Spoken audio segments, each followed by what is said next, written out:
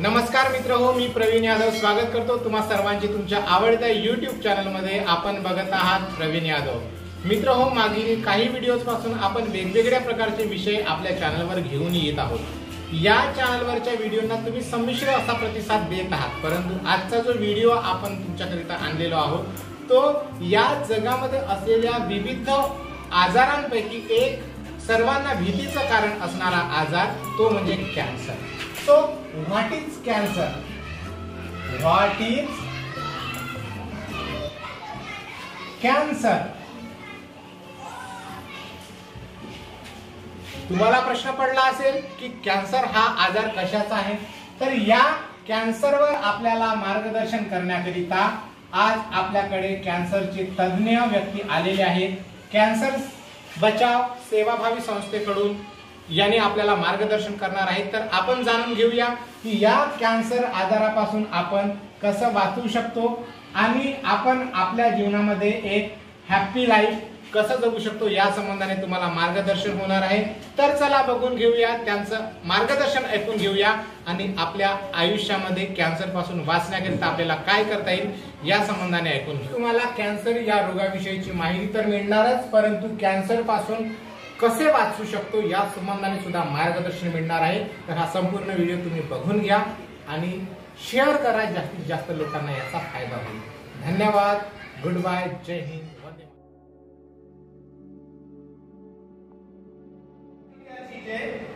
इंसान भी क्या चीज है जो दौलत कमाने के लिए सेहत को खो देता है और उसी सेहत को वापस पाने के लिए जिंदगी भर की कमाई हुई दौलत को खो देता है। जीता तो इस गुरूर में सर जैसे कि वो कभी मरेगा ही नहीं, और मर ऐसे जाता है जैसे उसने अच्छी जिंदगी को कभी जिया ही नहीं। लेकिन आज हम एक ऐसे प्रेजेंटेशन की शुरुआत करने वाले हैं जिसके माध्यम से हमारी जिंदगी दौलतमंद और सेहतमंद भी होने वाली है। सर, जब हम कैंसर के ऊपर बात करते हैं हमारे दिमाग में कई सारे प्रश्न आना शुरू हो जाते हैं। जब से आप सभी लोगों को यह पता चला होगा कि आज यहाँ पर कैंसर के ऊपर कार्यशाला होने वाली है, आप सभी लोगों के मन में भी कई सारे प्रश्न आए होंगे। आए मैडम? बराबर है, आपके भी मन में आए होंगे सर। लेकिन उस प्रश्नों में से किसी एक व्यक्ति का एक प्रश्न यह भी तो हो सकता है सर कि कैंसर क्या है। हो सकता है madam? Cancer is nothing but it is the uncontrolled growth of human cells. हमारे शरीर के अंदर कोशिकाओं का अनियंत्रित तरीके से बढ़ना, मतलब हमें कैंसर हो जाना। यह हमें उदाहरण के तौर पर देख सकते हैं मैडम, इतना ही बड़ा एक कमरा है, इसके दो दरवाजे, एक दरवाजे से लोग अंदर आते हैं सर, इस कमरे में कुछ देर तक अपना कार्य पूरा करते हैं और कार्य पूरा हो जाने के बाद बाहर जाने वाले दरवाजे से बाहर चले जाते हैं। और जब तक यह सिलसिला इस कमरे में शुरू रहता है तब तक किसी को भी किसी से कोई प्रॉब्लम होगा क्या मैडम? होगा सर? नहीं होगा। लेकिन मान लीजिए अगर मैंने बीच में ही अगर बाहर जाने वाला दरवाजा अगर बंद कर दिया और लोगों का निरंतर अंदर आना अगर शुरू रहता है, यहाँ पर क्या हो जाएगा? भीड़ जमा हो जाएगी, जमावड़ा निर्माण हो जाएगा। यदि हम मेडिकल भाषा में अगर बात करते हैं सर, तो यहाँ पर लोगों की एक गांठ बन जाएगी, एक ट्यूमर बन जाएगा। Human body made of cell. हमारा शरीर अरबों खरबों कोशिकाओं से बना हुआ है और हमारे शरीर के अंदर एक कोशिका अपना कार्य पूरा करने के बाद जगह पर मर जाती है और उसकी जगह पर नई नई कोशिकाएं विभाजित होकर आती है और वो अपना कार्य कंटिन्यू करना शुरू कर देती है। और जब तक यह सिलसिला हमारे शरीर के अंदर शुरू रहता है तब तक भगवान भी अगर चाहे तो भी हमें कैंसर नहीं हो सकता है।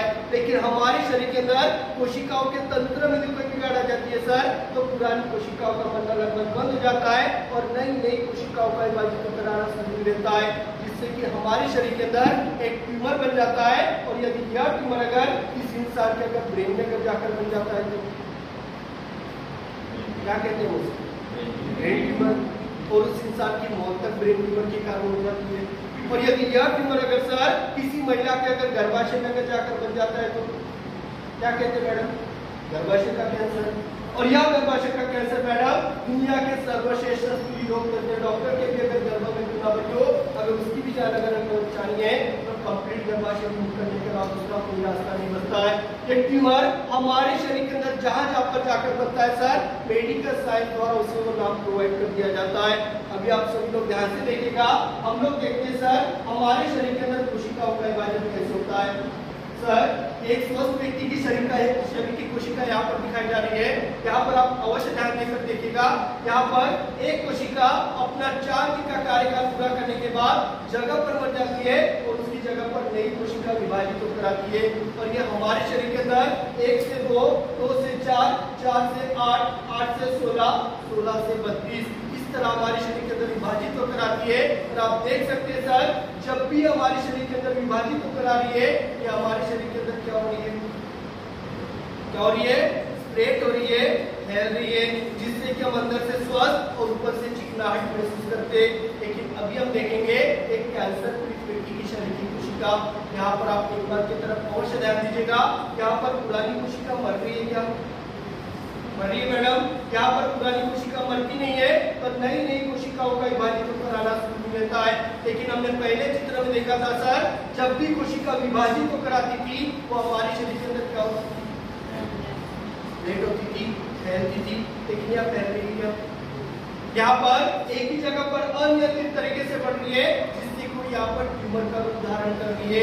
लेकिन अभी हम देखेंगे एक स्वस्थ व्यक्ति की शरीर की कोशिका और एक कैंसर पीड़ित व्यक्ति की शरीर की कोशिका में कितना जमीन आसमान का फर्क होता है।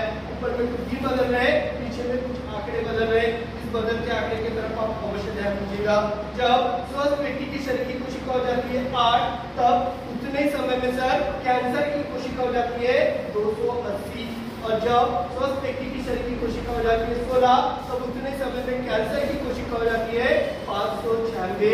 और जब स्वस्थ व्यक्ति की शरीर की कोशिका हो जाती है 32, कोशिका हो जाती है 1480 कोशिकाएं। ड्यूरेशन कितने दिन का है, कितने दिन का है मैडम, कितने दिन का है, मात्र 5 दिन का, बराबर है सर।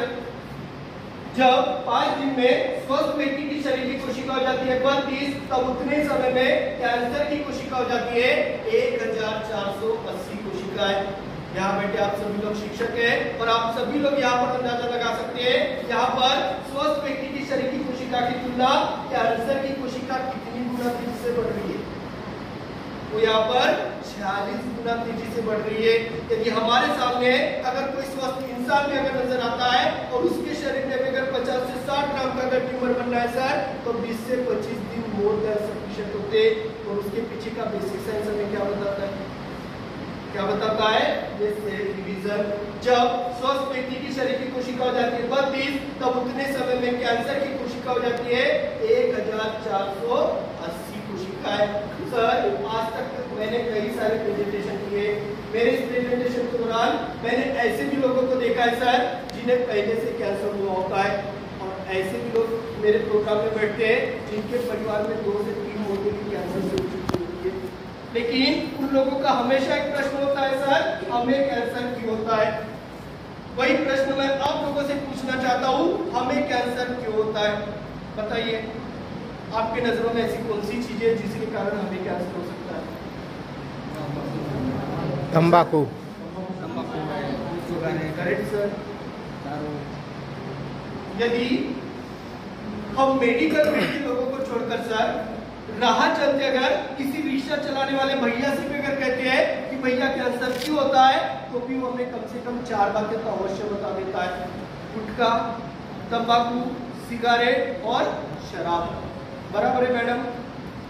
लेकिन मैडम गुटखा, तंबाकू, सिगारेट, शराब से अगर हमें कैंसर होता है, उन लोगों की मौत कैंसर से क्यों होगी जिन्होंने कभी सुपारी तक खाने का शौक नहीं किया। खासकर हमारे देश की महिला वर्ग ये चीजों की आदि बिल्कुल भी नहीं होती है, फिर भी आज सबसे ज्यादा कैंसर से किसकी मौत हो रही है सर? आज सबसे ज्यादा कैंसर से महिला वर्गों की मौत हो रही है।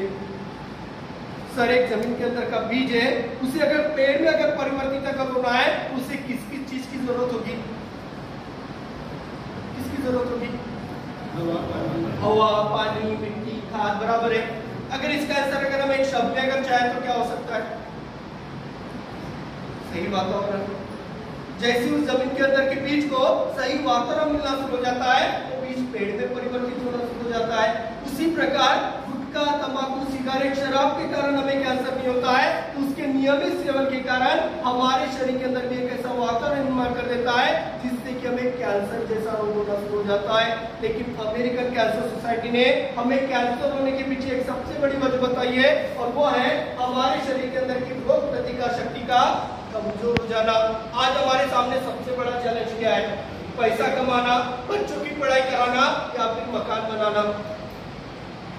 क्या यही हमारे लिए सबसे बड़ा चैलेंज है? यही है सर?